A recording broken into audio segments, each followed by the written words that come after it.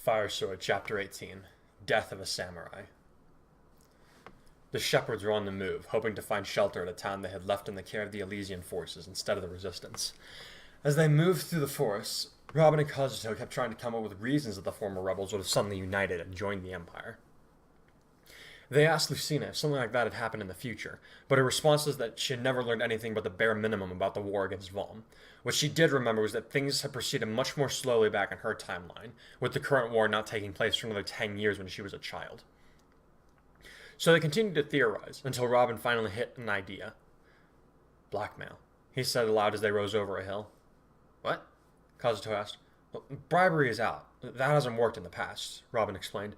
It didn't matter how rich the reward, because the rebels never trusted the Empire. So now Walhart must have something on the rebels they don't want getting out. Or maybe he's finally stolen something that they all want as individuals, Kazuto said with a slight frown. And he's saying they can't have it back unless they do as he says. What could that be? Robin said, his own brow bending downward. What could he have that every single person in Valm would bend the knee to him? That night, Asuna was on her way to her and Kirito's tent when she heard soft groans of distress coming from Yui's tent. Concerned, the young mother walked in as quietly as she could. Looking down at the little girl in the dim light, she was surprised to see Yui's brow bent downwards fiercely, as she was muttering something in her sleep. Touching the child's head tentatively, she instantly became more worried when her fingers encountered sweat and a blazing forehead. She rushed out of the tent, made a mad dash for Lisa's own shelter. When she got there, she rapped on the tent pole incessantly until Long Ku emerged, looking disgruntled. What is it? He said gruffly. I think my daughter might be sick, Asuna said breathlessly. She's burning up and sweating like crazy. And it seems like she's having a nightmare of some kind because she's talking in her sleep. I'll get Lissa.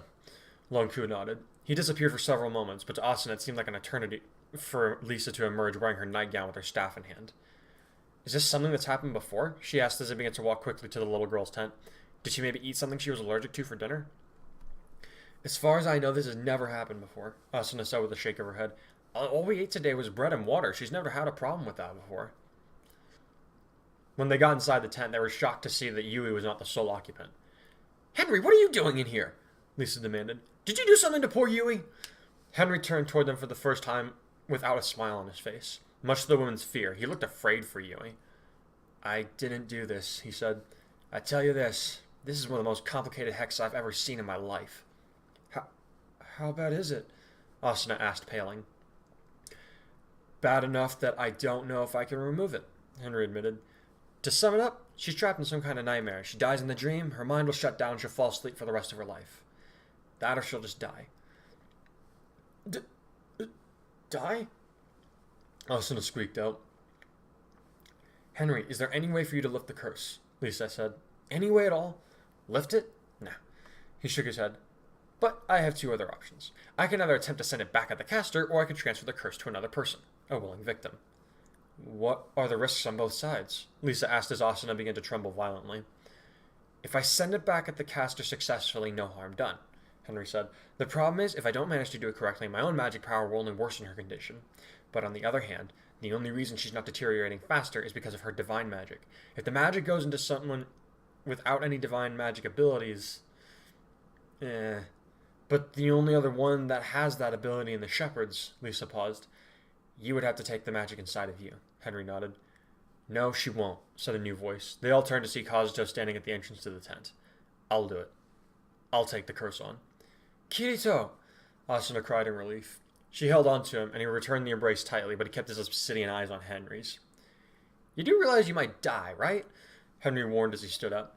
I might, Kirito nodded, but I'm not letting any more risk fall on my daughter. I'm sure as hell not letting Lisa take the fall either. So let's do this. But, Kirito, Asuna protested, what if you...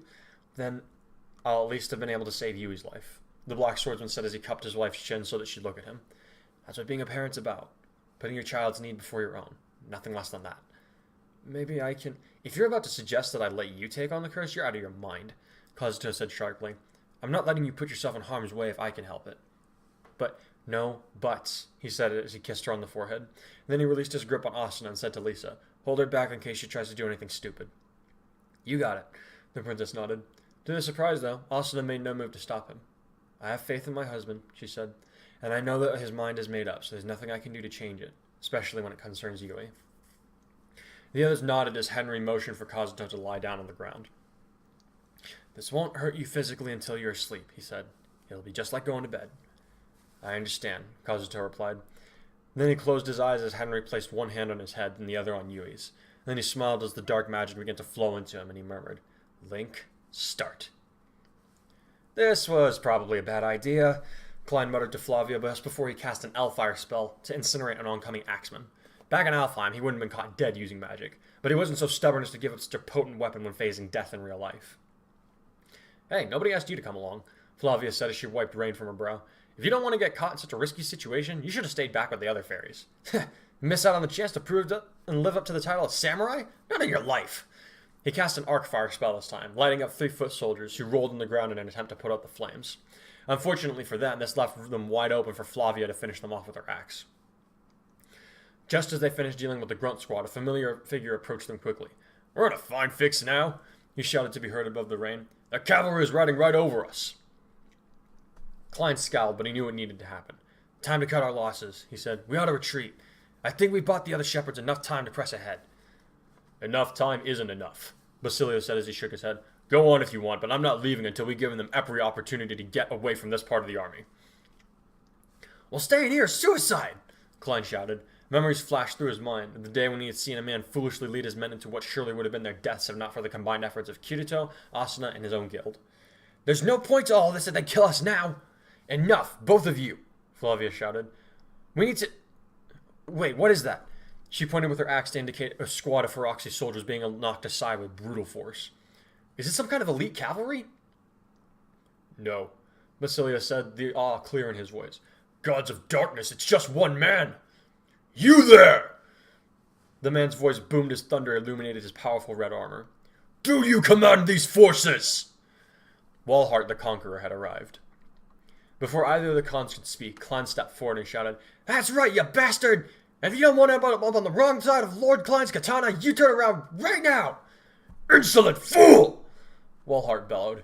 He began directing his horse to ride at a slow canter to engage Klein, who drew his sword and prepared to fly. What do you think you're doing? Basilio demanded. You heard the lass. I'm supposed to fight him. And die trying. Klein snapped. I think it's time for fate to have a crash course in history. The others and I could change things because we were never meant to be here. So that's what we're gonna do. Now get your ass moving. We're not leaving you, Flavia shouted back. This isn't your fight. Like hell it ain't. Klein grinned. A samurai fights for his friends and family, no matter how bad things look. So that's what I'm gonna do. Now go! Get your people out of here, and I'll join you guys later. His declaration fooled no one. But Flavia and Basilio could see that his mind was made up, and he did have a point. The current course of time needed to be changed. As they turned to go, Basilio paused for one last second. Is there anything you want me to tell the red-haired lass? Klein smirked but kept his gaze fixed on Walhart. Tell her when we meet again, drinks are on me, he said, and I'll miss her until then. Take care, Klein, Basilio said. Then he ran off, shouting orders at the surviving Feroxy. Klein ignored him and spread his wings. I've heard people call you a demon, he taunted the ruby-armored ruler.